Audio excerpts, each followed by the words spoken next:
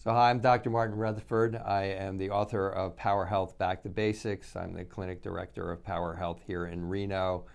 And, and we are doing the next in a series that we put together called Functional Medicine Back to Basics. And we put this series together because I was probably in the beginning wave of functional medicine practitioners.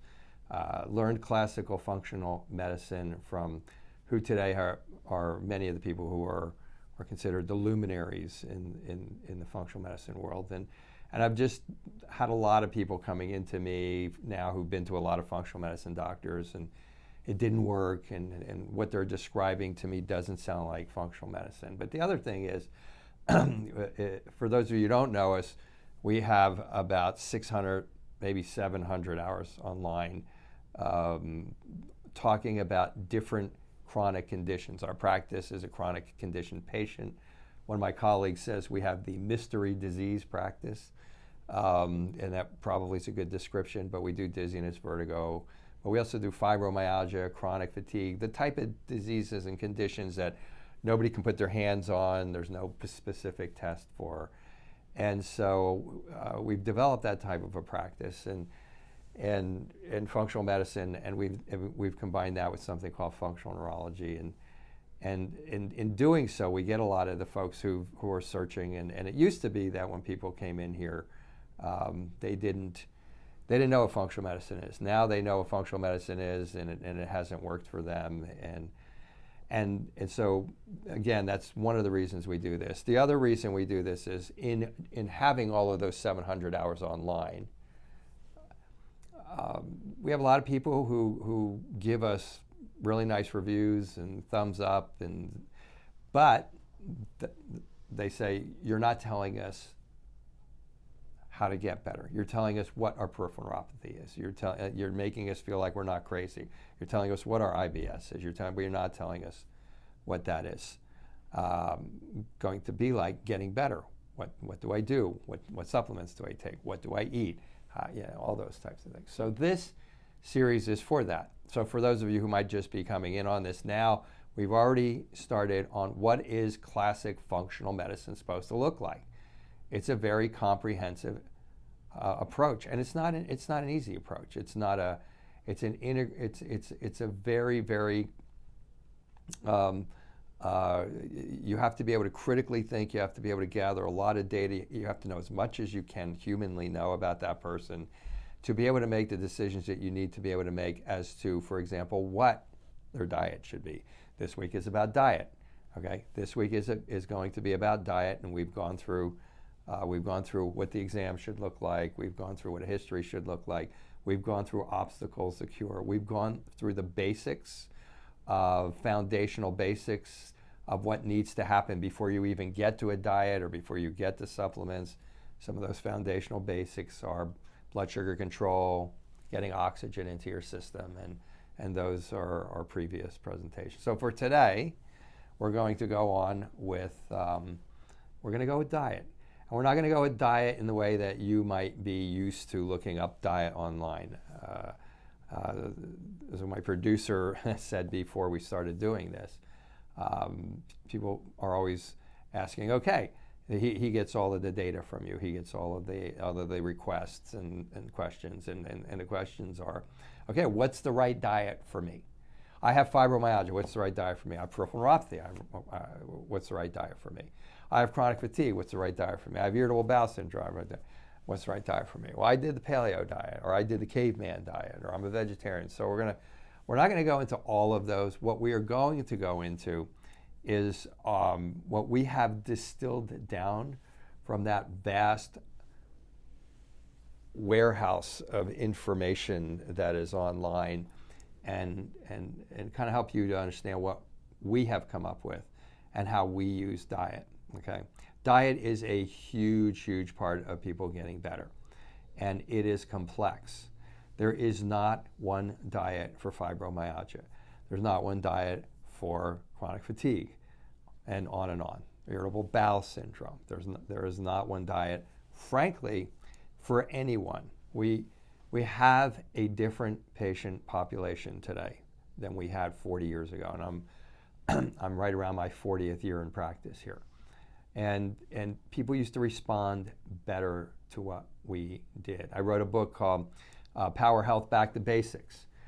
And in there I talk about diet. And now when people say, I want to get your book, I say, well, you can get my book because the basics are still there, but I would write an addendum.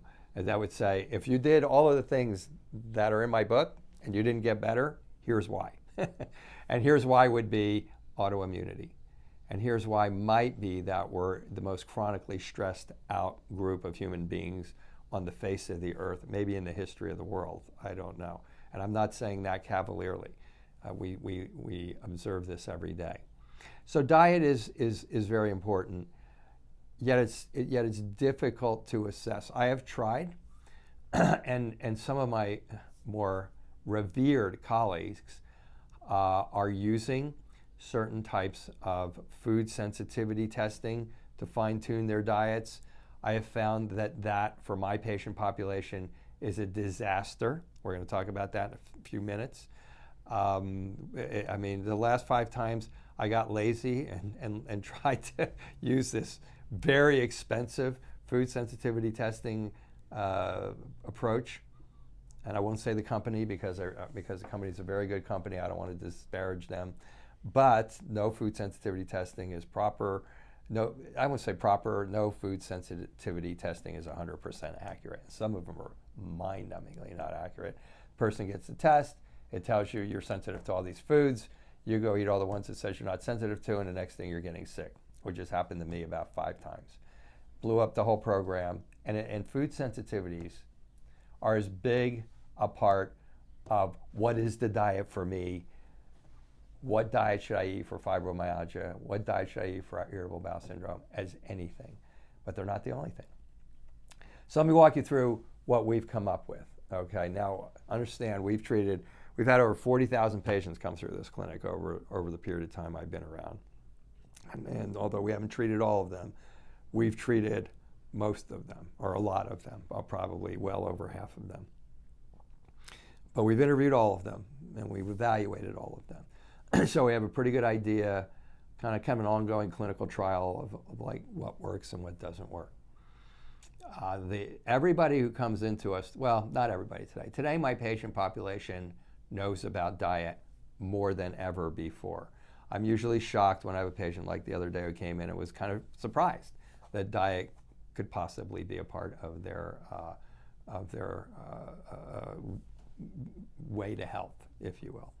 So most people today are coming in, they're already on the paleo diet, or they're already on the vegan diet, or they're already eating better than 90% of the human race and are wondering why, whatever diet they're on.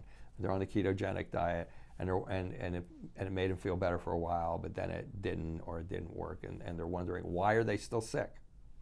So we'll start out with that. Okay, we'll start out with the clinical pearls. Now this is real hardcore brass tacks, get down to you got a sick person sitting in front of you and you got to start understanding what's going on.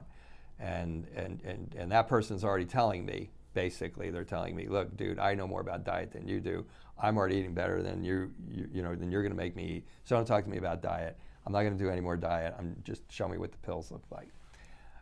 That person has a number of things going on.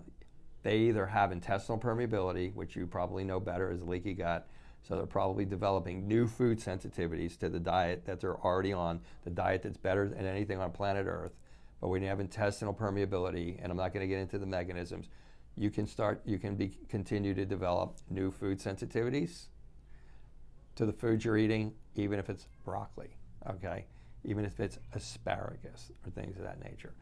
That person may also be stressed. There may be a massive stress component going on in their life. They might be in post-traumatic stress syndrome and a chronic emotional trauma. They just may be going through a massive stress. Stress hormones flood the inside of your intestines.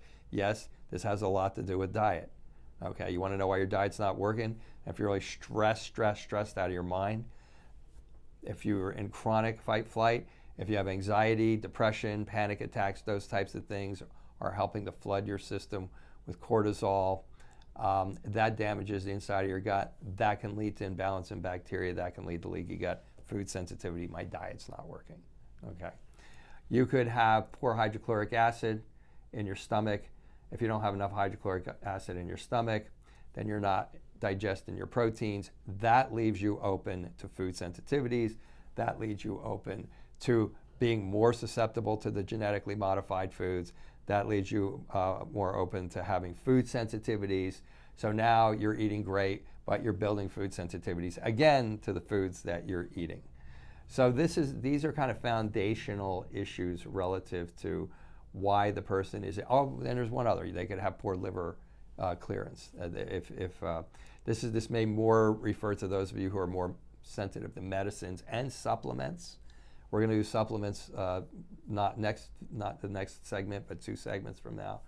And you're sensitive to all these supplements, you probably have a liver detoxification pathway problem between your phase 1 and phase 2 liver pathways. And so I'm not here to teach all that. Okay, these are things you can individually look up online. These are things that we have presentations on powerhealthtalk.com. But I want you to get the idea.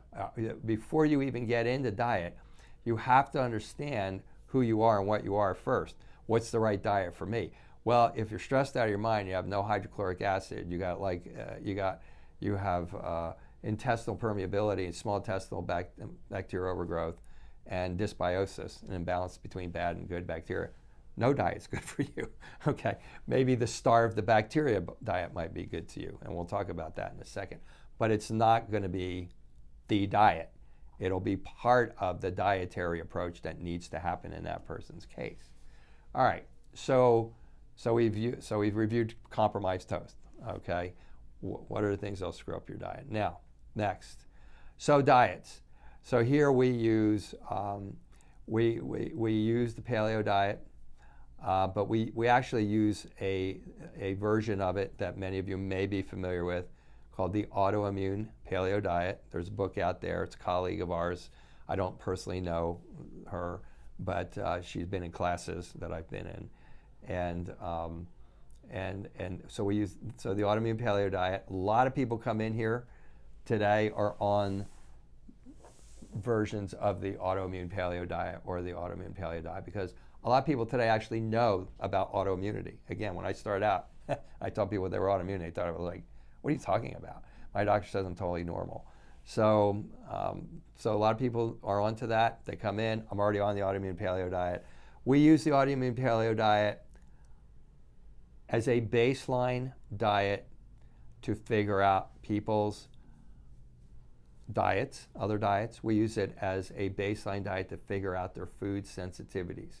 We actually take out a few more foods that we have seen people be allergic to: tomatoes, peppers, nuts, seeds, eggs that's off our diet too. So, and of course grains, which is off of that diet. So we use this diet after tremendous experimentation, okay, with all of the diets out there. We use this diet as a baseline diet. So that's the important part. There is no right diet for anybody until you figure out what that right diet is for that particular person. Are there people for whom the keto diet is appropriate long term? Maybe, okay, maybe. It's a very difficult diet to follow and there's a lot of nuances there. We use it for certain reasons. Is the paleo diet, is it this? The answer is no. The answer is you have to figure out what your diet is for you, which one of those would be best for you. But food sensitivities, which I highly poo-pooed when I first started getting into this, are so a part of your diet. Food sensitivities, food intolerances are significant. So we use this baseline diet. We put everybody on the diet. If a person comes in here, they want to go on the diet, then we don't treat them. It's just that simple. I have on 5 different occasions bent, as I told you before. A person, I can't do that diet. I just want to do, I understand that this company has all these great allergy testing procedures and I want to do that, and they do that, and then like 3 weeks into the diet, they go out and they've been told they can eat wheat or gluten, and they go out and have a pizza and a beer, and everything blows up on them, and then they get all kinds of allergic responses, all their symptoms start coming back. Maybe it stays like that for a couple days, maybe a couple weeks, it blows the whole program apart. So we don't do that. Okay. The allergy elimination diet it's tough. It's food that's basically meats, fruits, vegetables, some oils, and for people who have different type of blood sugar problems, not a lot of fruits, and for people who had FODMAP problems, not a lot of vegetables, but it's a very doable thing under proper supervision. So we use this diet. We use we use a variation of the autoimmune paleo diet. We use that, and then we use other diets based on the history and the exam that we talked about in the previous segments that we've done. So let's say we put a person on our modified autoimmune paleo diet, okay? And we put it on there, and about 2 weeks later, they go, man, I'm getting gas, I'm getting bloating. Every time I eat a starch, every time I eat too many, like a fruit, every time I eat something that's so a little sugar in it, any of the fiber, I'm gas, bloating, those types of things. And those probiotics that I was taking, they're making me go like that. That person's probably got small intestinal bacterial overgrowth. Now, you may not want to hear about small intestinal bacterial overgrowth, but you want to hear about diet. I'm walking you through how to figure out your diet. Okay, so these person's eating better than anybody on planet Earth, but they're getting gas, bloating, diarrhea, things of that nature. They probably have small intestinal bacterial overgrowth. At that point, we would use the FODMAP diet. Okay, there are people who come in here who are on the FODMAP diet for years. That should not be. Okay, you should only be on the FODMAP diet as long as you need them. A FODMAP diet is a diet where you're taking out all of the vegetables that feed the sugars in the person's gut. All right, so we would switch that diet. We would switch from our baseline diet to that FODMAP diet, and pretty much what's happening is that person has bad bacteria in their gut, and that bad bacteria in their gut either needs to be starved by going on this diet, or it needs to be killed. We'll use a supplement along with that diet to kill that. And it could be any one of a number of supplements that you've heard about them all. There's caprylic acid, there's berberine, there's oregano. There's a dozen of them you can use. Okay, everybody responds different to different ones. So you could do that. And for those of you, so I already did that. I was already on the diet and I already did that, and it didn't work. It's because there's more stuff going on. But that's the baseline of what you need to do to get rid of the SIBO. And some of the more stuff that's going on is you're stressed, you got a bad thyroid problem, you got a lack of hydrochloric acid in your stomach. And again, this is for those of you who say, how come you're not telling me how to get better? Okay, so the bottom line is we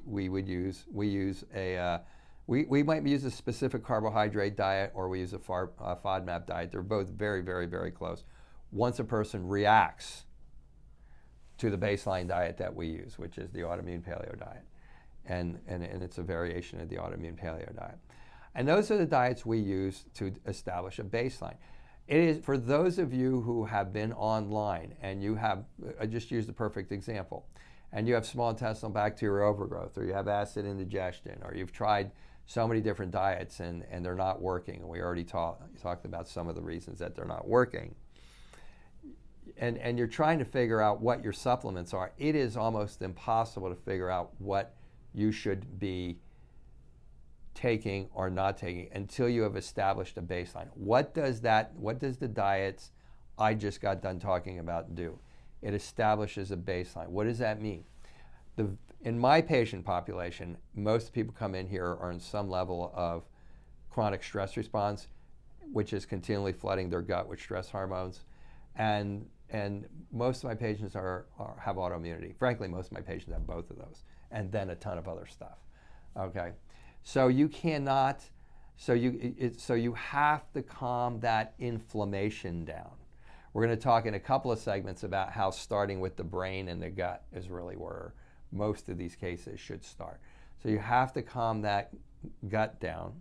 75% of the immune system is in your gut. If you're autoimmune, you have to calm the immune system down. Stress hormones from your brain are screwing up your gut. Your gut has 70% of the immune system in there. So you want to know about diet. This is what we have come up with, and it has been consistently successful for us for years and years and years and years and years. So baseline diet calms down the inflammation. It takes out all of the foods that you would be sensitive to, all of them. And it's not fun.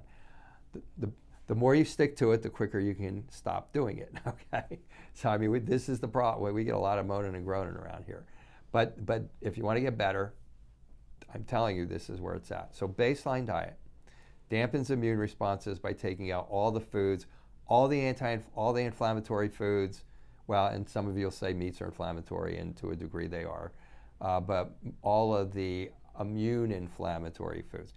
A lot of people in our office feel better immediately. A lot of you are out there probably experienced this. It's almost like putting you on a fast, okay? Those of you who are really chronically sick and have gone on fast, most of you will tell me I felt crappy for a day or two and then I felt better and I felt a long time. But I have to eat, right? And I don't know what to reintroduce, and then I reintroduce foods and I feel like crap. So this is why. We're telling you why that's going on. So basically, those are the two diets that we play with most of the time. Now, so if somebody goes on the first diet, which they should feel better or no difference, but if they go on the autoimmune paleo, they should feel better or no different. If they feel worse, they probably have these FODMAPs. They probably have these reactions. FODMAPs are fructooligosides, oligosaccharides. They're all sugars. Okay, it's an acronym for different types of sugars. They're in different vegetables. You're eating vegetables. You think it's great. Those vegetables are feeding the bad bacteria in your gut, and it's blowing you up. And you got that bad bacteria because there's a lot of vegetables on the autoimmune paleo diet. So that's a huge nuance to starting off into chronic conditions. So then we have people who are they're hoping to get weight loss.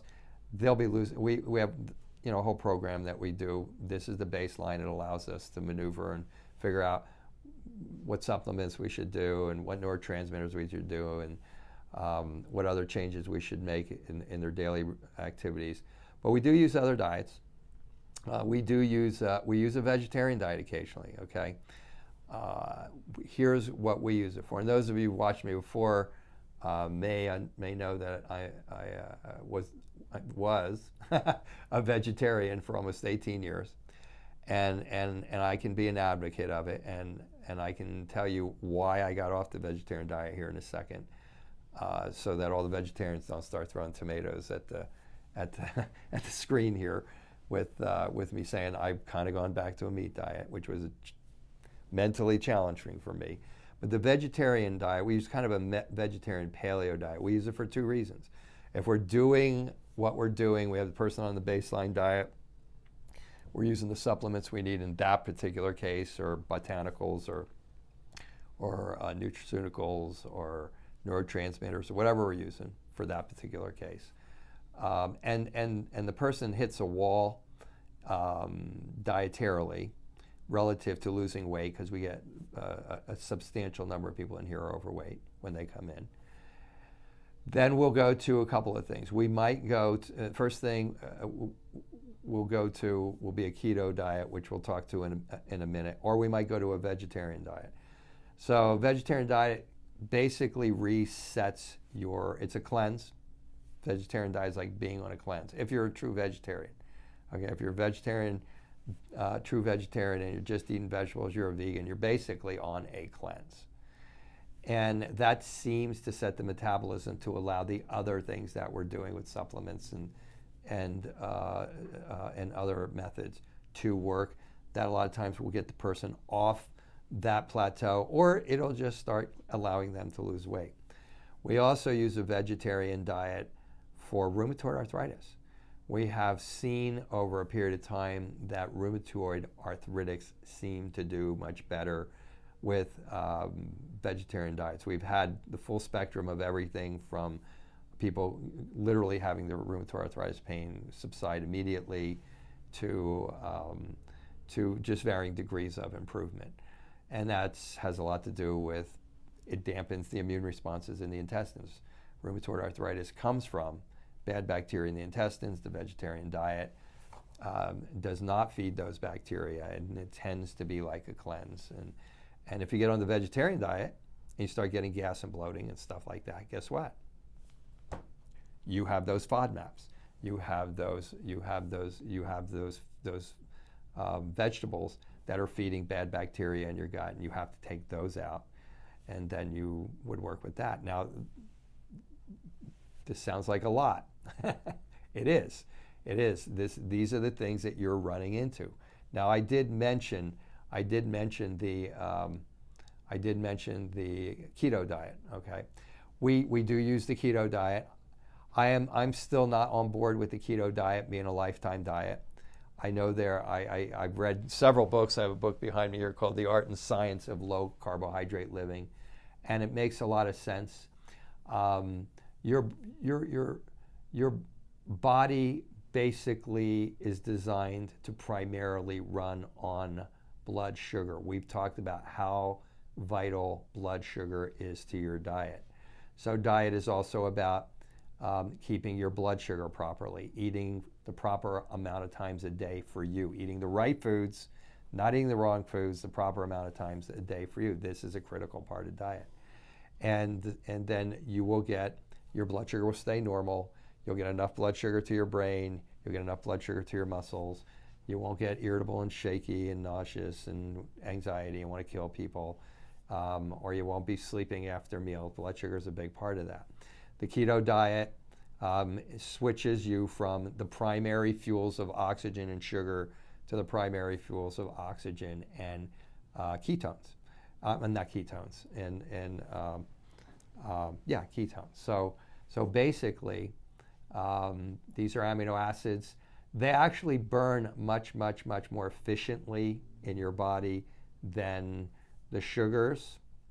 They were primarily started to be understood as a primary food source for epilepsy. And your brain does seem to, in some ways, prefer that fuel. If I recall correctly, it's like you make like 18 times more calories of energy per gram of ketones than of sugar. So it would be like, duh, we should be doing that. But the diet is inflammatory. The diet is and this book will argue that it's not. And I think in a purely scientific setting, they're correct. But I think in the setting of real life, my observation has been that the ketogenic diet is a difficult diet. So to use the ketogenic diet, and today it's popularly used along with the fasting, to use the ketogenic diet and the fasting, which we also do. It's challenging for the patient. They tend to end up eating too many meats. They can't get through the concept of that fats are like a main source of what's actually breaking down and creating the energy source. And so you have to stay in the in the ketogenic zone, and it ends up becoming, it seems like the vast majority of the time it ends up becoming an inflammatory diet, because people just start to go eating meat. They start eating a lot of vegetables. They won't eat the fats they're supposed to eat. So I just think it's a very difficult diet to execute. Now, under the right supervision, like us, or somebody who walks you through it and figures out the amount of calories, and you got to figure them out all along the way. Once you've lost weight, you got to stay in the zone. We'll use it if a person needs to lose weight. If a person has hit a wall again, it will reset your system, and in ways that will generally get that person off of it'll get them off of that plateau and allow them to start losing some weight. There are other diets that we use clinically We might use a low histamine diet for a short period of time. It's a fairly simple issue of not eating certain foods, not eating foods that are rancid, not eating leftovers. And we have a lot of people who have histamine responses. In fact, as long as I've been in practice, I'm starting to realize that either more and more people are getting histamine responses, which is probably the case, or I've been missing them for a long time.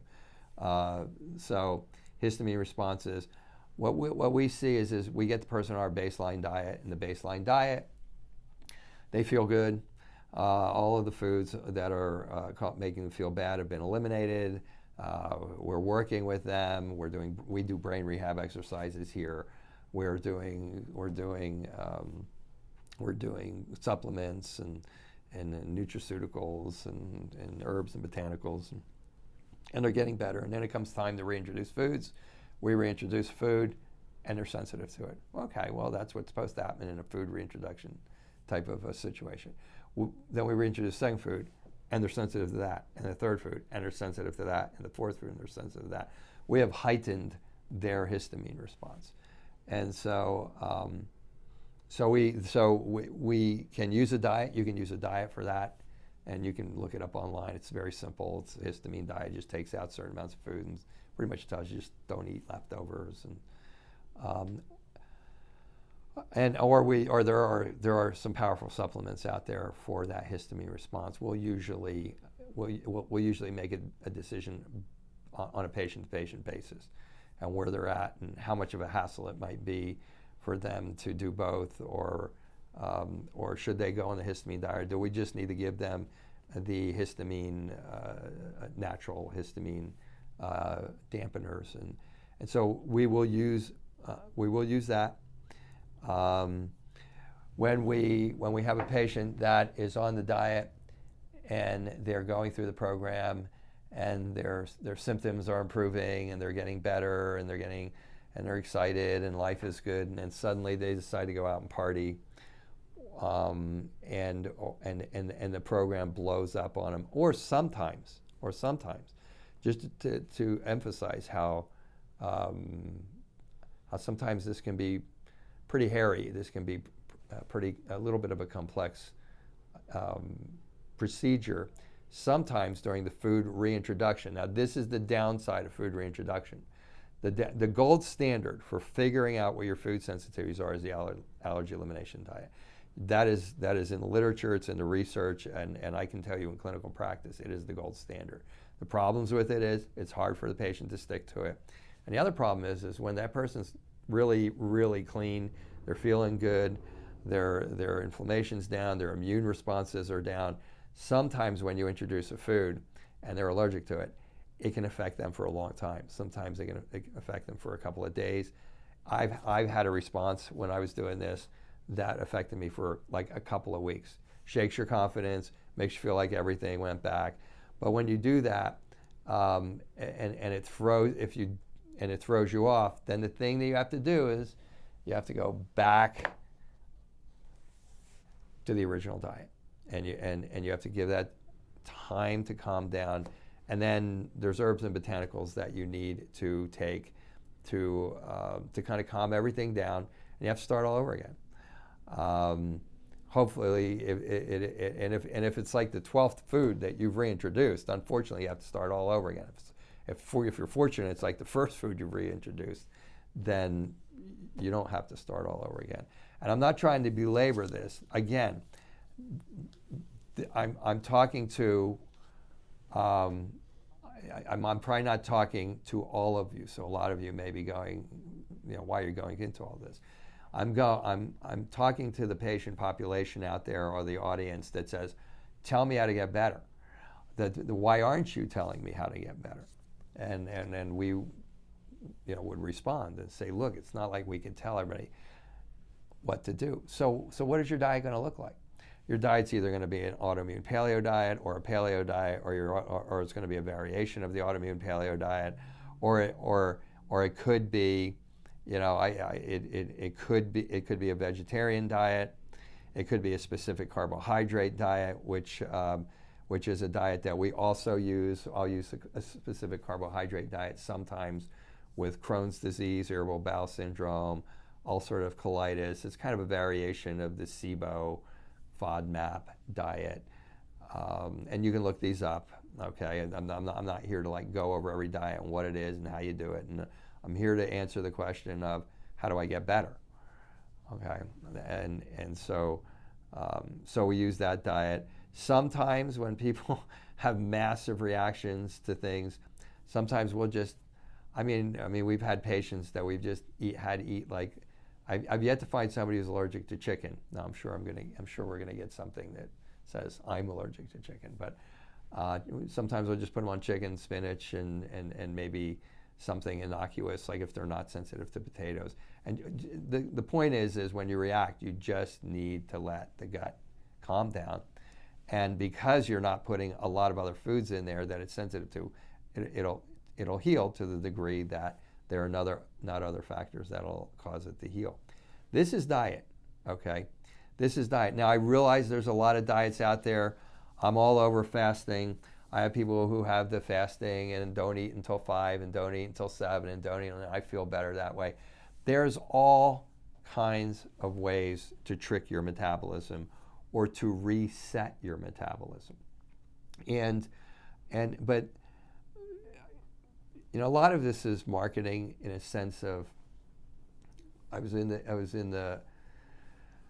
the late 90s, I don't know if it was late 90s, early 2000s, I was in the radio. I did radio. We did a radio show, okay, and we interviewed a lot of the people that you are reading.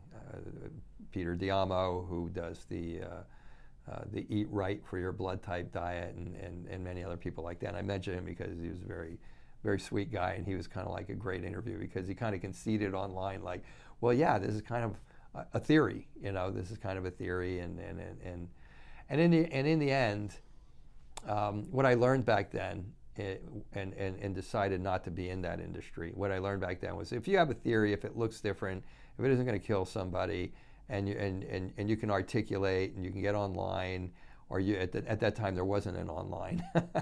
at that time it was, can you get on the radio and articulate it, and it was, can you go on Oprah, which was everybody's dream, probably still is.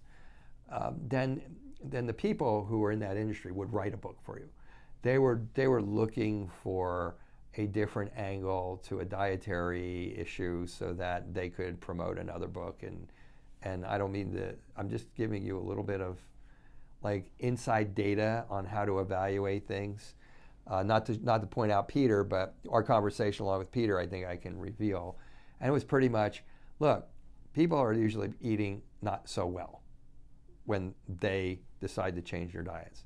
And so when people change their diets, whether it's going to be fasting or whether it's going to be fasting until 12 and then eat properly, or whether it's going to be fasting until 9, then 8, then 9, then 12, then 5, then 8, and then, or people have been fasting once a month forever. People have been fasting for the first 3 days of the month forever. Once you improve your general overall food intake, that alone should tell you how important food is, because probably 30 to 40% of people are going to feel much better just doing that.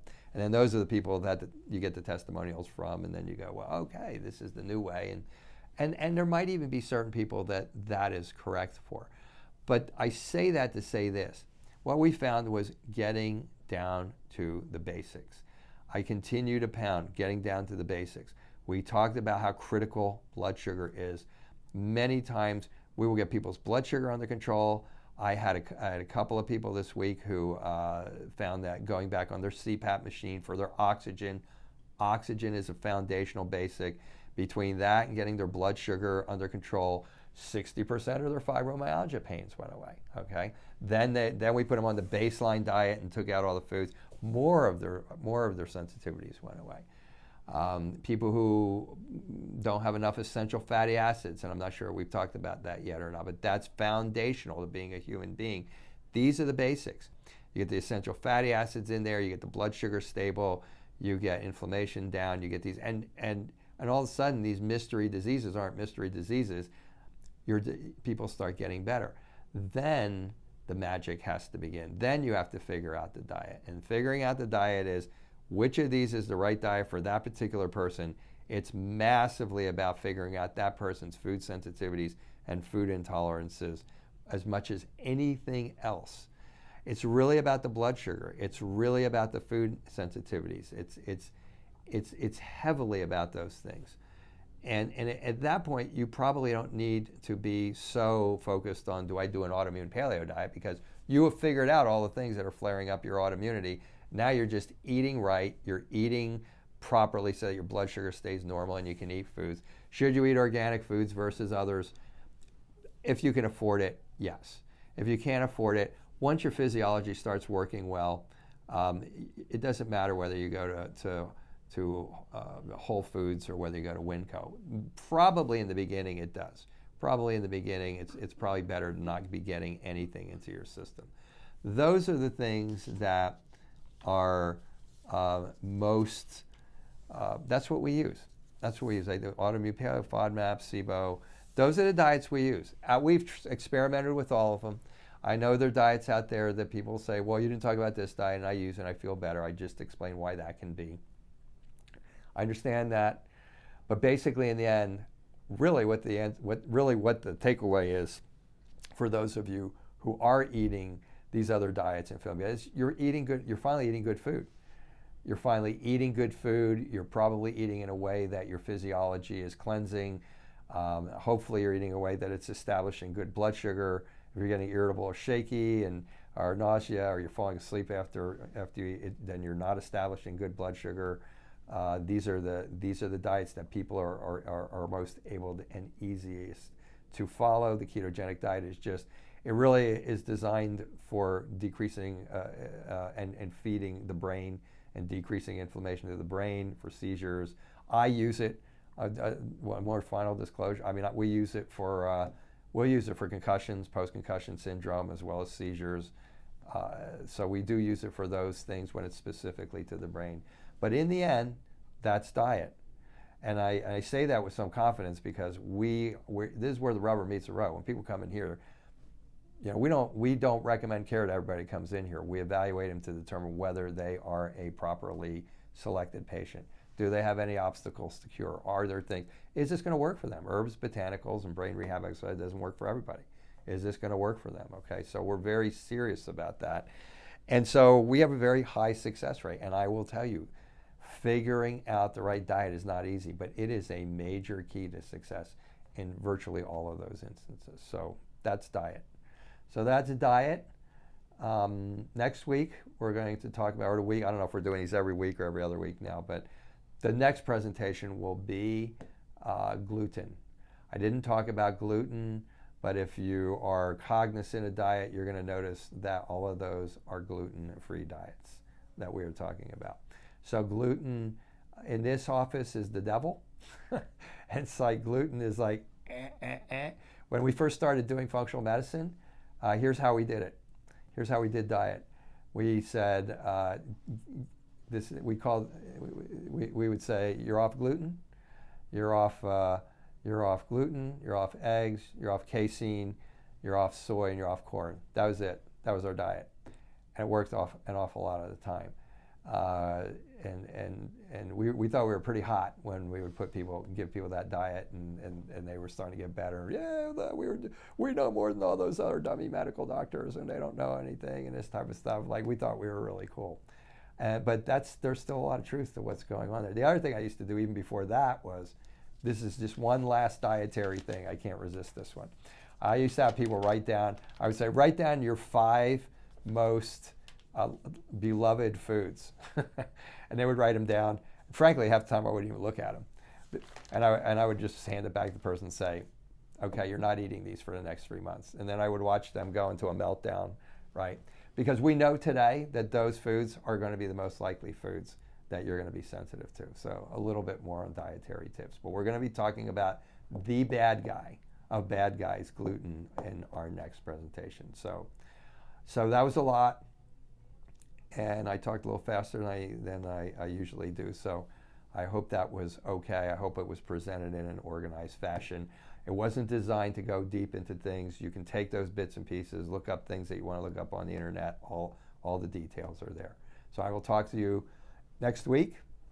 Thank you for watching, and please let us know what you think about our presentations here.